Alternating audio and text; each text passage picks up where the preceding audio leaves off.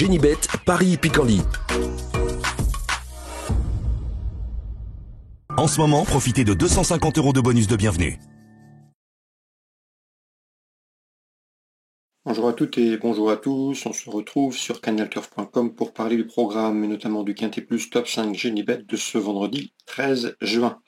Il aura pour cadre l'hippodrome de Paris-Vincennes, il rassemble des trotteurs d'âge. Nous l'évoquerons donc dans la première partie du programme et dans la deuxième, j'aurai des informations et des coups de cœur à vous indiquer. J'ai pu notamment m'entretenir avec certains socio-professionnels ayant des partants concernant la réunion programmée sur l'hippodrome de Feur réservé aux trotteurs. Je vous invite également à partager ce programme, le partager via nos supports sociaux. Donc pour ce quintet du vendredi 13 juin à Vincennes, j'aime beaucoup le numéro 4, Hôtel Mystique. Cela fait près de 2 ans qu'il n'a plus passé le poteau en tête, mais c'est un cheval extrêmement régulier. D'ailleurs, lors de ses 10 derniers parcours, il a signé 7 podiums. C'est un cheval qui est confirmé départ Autostar. D'ailleurs, il ne court pratiquement que départ lancé. Il est en forme, il est régulier. Il a couru pas plus tard que vendredi dernier, se classant 3e du prix d'Alberta. Je pense qu'ici, s'il a bien récupéré de ses récents efforts, il va jouer la victoire, d'autant qu'il a un bon numéro derrière la voiture. Le 4, c'est Hôtel Mystique.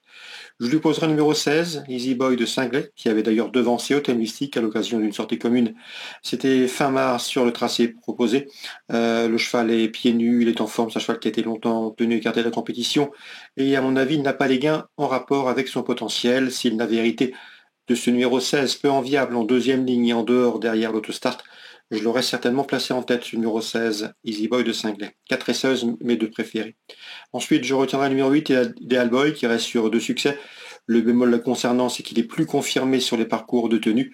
Sachez également qu'il devra composer avec un peu enviable numéro 8 en dehors, derrière l'autostart. Le 8, Ideal Boy, on garde.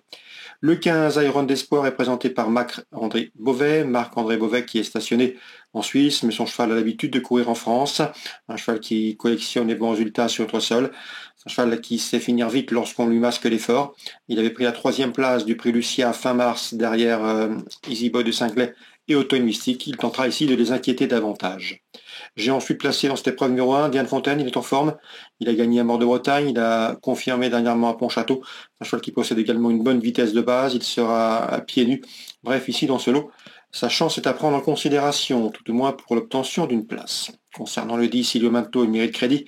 Un cheval qui a signé 3 succès de rang l'hiver dernier, un cheval de qualité qui ne répète pas toujours ses courses, mais Arnaud Zirmel est incapable de faire l'arrivée, d'autant que sa dernière sortie départ autostart avait été couronnée de succès. Donc attention, numéro 10, Ilio Manto, qui peut parfaitement inquiéter les précédents nommés, il en a le potentiel.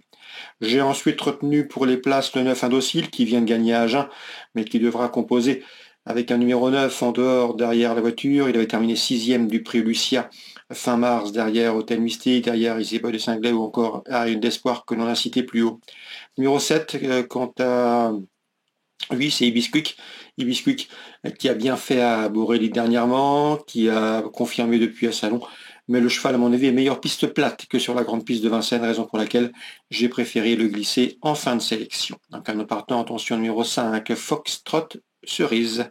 Résumé chiffré, 4, 16, 8 et 15, devant le 1, le 10, le 9 et le 7. On va maintenant parler des coups de cœur et des informations. En ce moment, profitez de 250 € de bonus de bienvenue. Voici mes coups de cœur et mes informations pour cette journée du vendredi 13 juin. Concernant Vincennes, dans la première, le 103, Easterman va débuter autre montée. C'est un cheval qui nous a été souvent recommandé par son mentor Jonathan Coq. Le cheval se plaît à Vincennes, il a souvent répondu présent, notamment au niveau quintet. Pour ses débuts sous la selle, il a les moyens de faire l'arrivée d'entrée de jeu, le 103 Easterman. L'opposition est bien cernée avec le 109 Impaladeval qui reste sur 3 succès dans la discipline et le numéro 5 Jazz in Montreux qui lui, lors de ses 2 dernières sorties auto-montées, a gagné dans l'ordre du programme 103, 105 et 109. Dans la 5e, 2 infos spéculatives concernant le 507 Kingston Dubourg. Il nous a été recommandé dernièrement par Laurent David, le cheval a de la qualité. Et le numéro 1, King of Day, que James Le Bouteiller aime bien, qu'il essaye de présenter à bon escient. Une chose est sûre, son cheval est en forme. 501, 507 à glisser dans des combinaisons élargies, que ce soit trio ou multi. Concernant maintenant la 6e, j'ai pu m'entretenir dernièrement avec Romain Jajolet qui présente le 603 Latino au Cronier. Le cheval est en forme, il estime capable de faire l'arrivée de cette course. Je pense toutefois que l'opposition est sérieuse. Avec le 609, c'est le Touquet qui a remporté 4 de ses 5 derniers parcours. Avec également le numéro 11, l'excellent du Metz, qui est bien engagé ici au plafond des cas, mais également le numéro 5, le Maestro, qui vaut mieux que ne l'indique sa dernière sortie infructueuse. La 6e, le 603 pour une cote. L'opposition, le 11, le 9 et le 5 pour cette 6e. Dans la 8e maintenant, toujours à Vincennes, j'aime beaucoup le 806 Java de Cherizet, qui lors de sa dernière sortie sur le tracé proposé et en pareille société, celle des courses pour drivers amateurs, avait bien gagné. Bref, ici, sa chance est à prendre en haute considération, le 806 Java de Cherizet. Concernant Feur maintenant en Réunion 3, dans la première, je vous recommande le 112 JPB, qui reste sur 2 podiums récents entre montées, qui fait face à un engagement très intéressant plafondien et qui devrait répondre présent, le 112 JPB. Concernant la 3e, j'ai pu discuter avec Quentin Chauvelafay, le fils de l'entraîneur Hervé Chauvelafay, qui nous a parlé des différents et nombreux partants de l'écurie pour cette réunion à Feur. Dans la 3e, l'écurie pense disposer de ses meilleures chances de la journée, avec notamment le 310, Logo Bertrand, et le numéro 11, Lovermosin, 2 chevaux appelés Un Bel Avenir, Dixit, Quentin Chauvelafay. Ce sont 2 chevaux qui vont bien vieillir et qui ont de la qualité. Concernant le 309 Lofter, il aura pour lui d'être mieux corde à gauche que corde à droite, c'est ce qu'il m'a indiqué. Mais le cheval peut parfois se montrer un peu froid dans un parcours, mais toutefois, il conserve son mot à dire pour l'obtention d'une place. Donc attention à cette 3e, au 310 et au 311, l'écurie Hervé Chauvelafay semble a priori très bien représentée. Dans la 5e, j'aime beaucoup le 512 Cage des Caillons, un cheval qui m'a été recommandé par son mentor Antonin Favry.